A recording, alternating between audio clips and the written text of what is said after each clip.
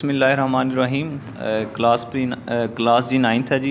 Lecture number 30 है, subject bio, date 15 मई 2020। आज की हमारी डायरी है जी। यूनिट नंबर 6 है, बुक पेज नंबर 110 से 113 तक आपने जो है वो इसको लर्न करना है और साथ में रिवाइज करना है और टेस्ट देना है।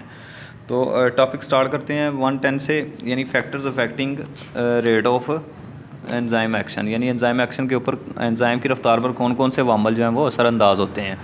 तो वो आज हमने स्टडी करने हैं। वो है जी,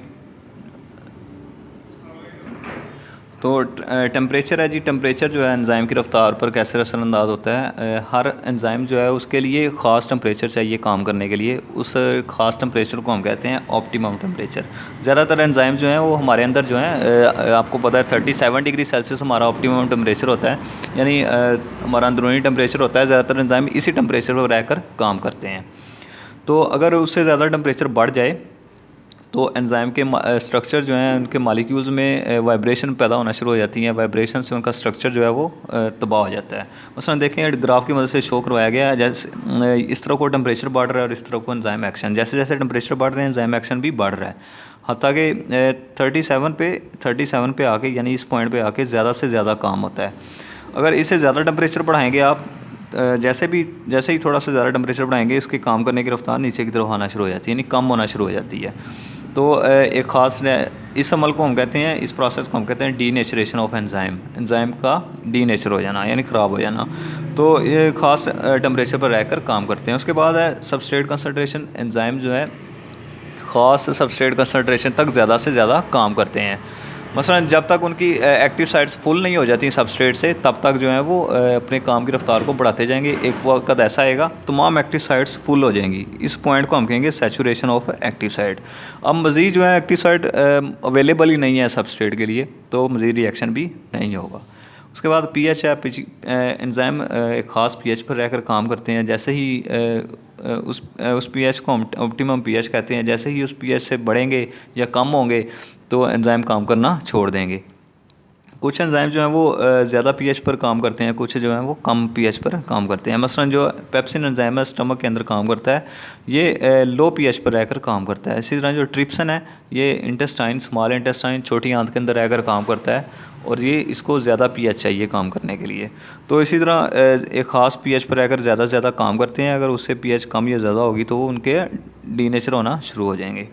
उसके बाद मैकेनिज़्म है जी। मैकेनिज़्म आपने करना है जी।